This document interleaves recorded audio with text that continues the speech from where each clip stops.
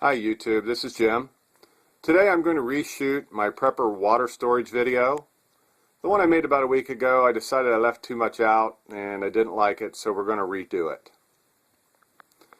Now, where I live, it is in the suburbs. I have city water that comes into the house. So when I've been preparing, I've gone with the idea that that water's unavailable for whatever reason. Now, there's a couple YouTubers that I've subscribed to for a couple of years. They've made videos on this, and I know they've had a couple of sayings that I recall. One is Don at Such00, and he gave a statement, I guess, about the rule of threes, and that is that you can live 3 minutes without air, 3 days without water, and 3 weeks without food. Very important to prepare with water, that's for sure.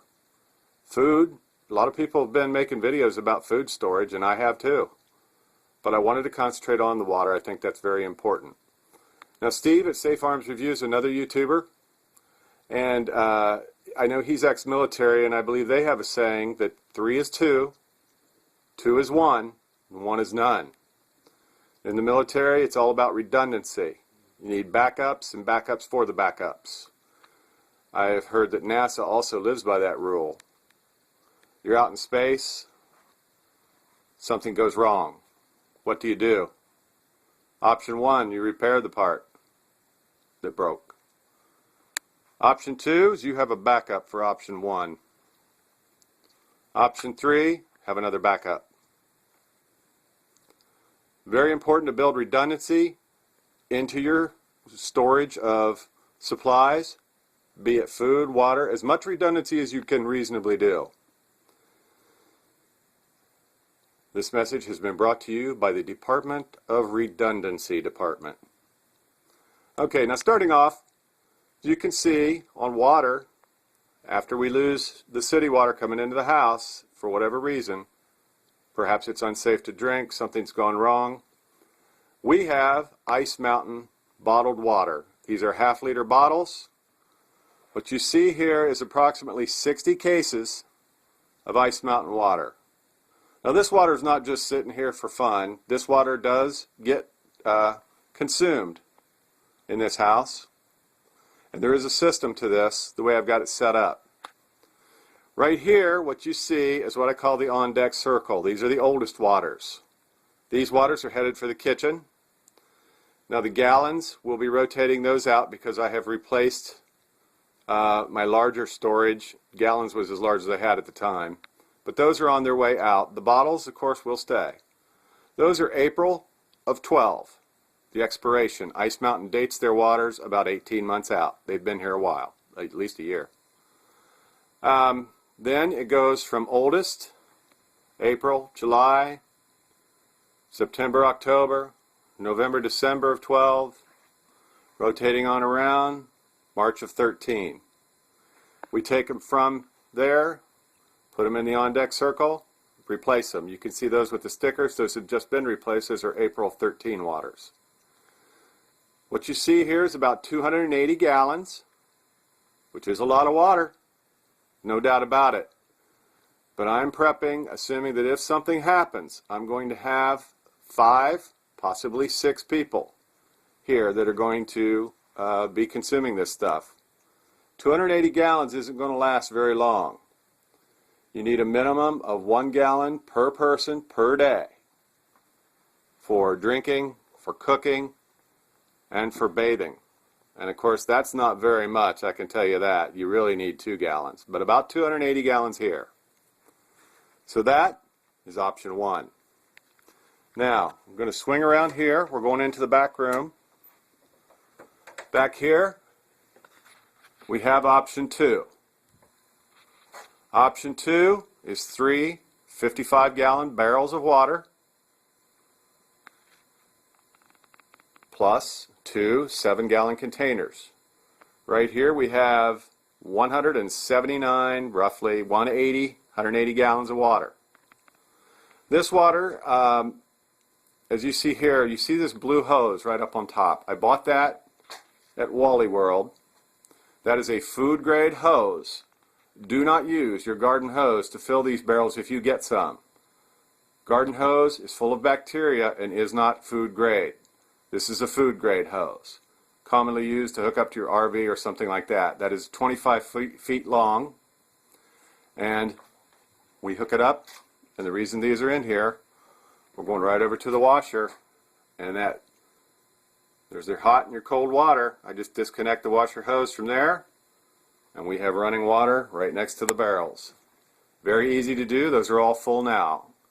These have been here about 3 weeks. Now, what you also see here, you'll see wrenches, and you see this. This is the pump. You can see it's kind of the nice pump. I think it's kind of the deluxe pump. I've seen those online for $12.99 or $14.99. There are 3 of them. The barrels came with 1 each. They also each came with a wrench. These barrels came from samsclub.com. The thing with these blue barrels, a lot of people will sell them to you for 60, 70 bucks, but it's the shipping that kills you. I mean, there's some of those people want 40, 60 bucks to ship one of these things. samsclub.com shipped all 3 of them, FedEx, ground, 60 bucks total. Those 3 barrels with the 3 pumps and the 3 green wrenches you see there were $266 delivered to the house. Now, you can see also that these are not sitting on the concrete. Do not sit your blue barrels on the concrete. The concrete will leach, I guess, some kind of chemicals possibly up into the plastic. They tell you to set these on wood. So what I did is I went to Lowe's and I got some lumber, basically some 2x4s, and I built pallets. You've got a 24 by 48 pallet for the 2, separately a 24 by 24 pallet for that back one there. You see the nails there? They are 6 inches on center with supports, so that each barrel sits on 3 supports. Reason for that, water weighs about 8 pounds per gallon. The barrel weighs 23 pounds. The water weighs 440 pounds. So each of those barrels full weighs 463 pounds.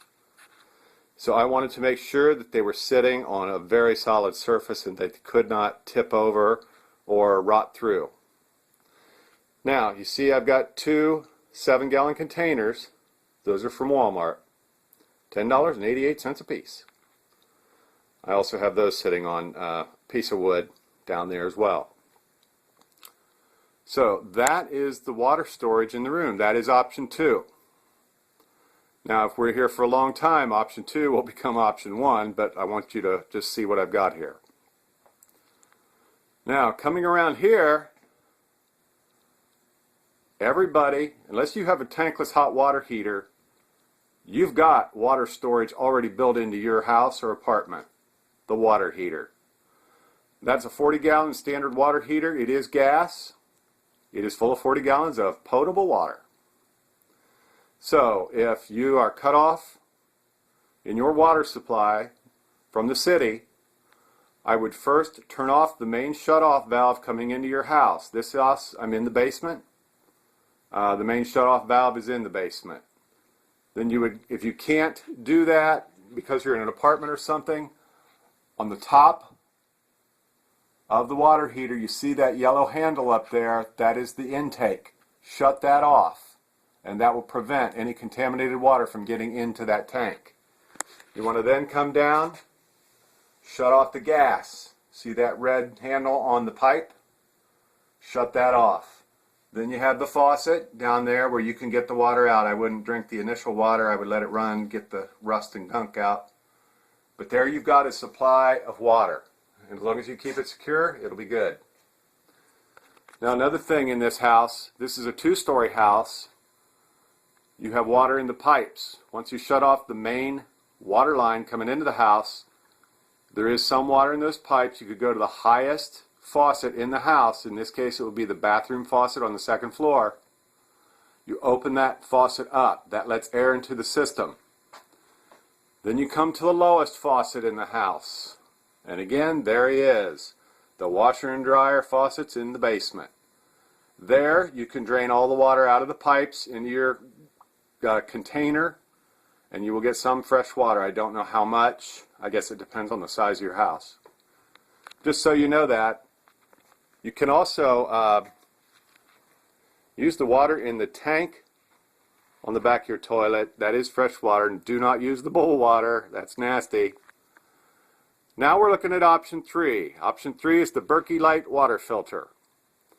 I purchased this from eFoods Direct. It was $229. And I think those filter cartridges, those 2 black cartridges you see on top, those were probably at least half that cost. This will filter 6,000 gallons with the 2 elements that are in it.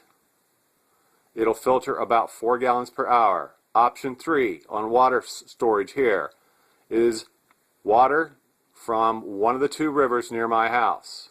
I have a river that's about 50-60 feet wide, about 3 miles east of my house. I have another river of about the same size, about 5 miles west of my house.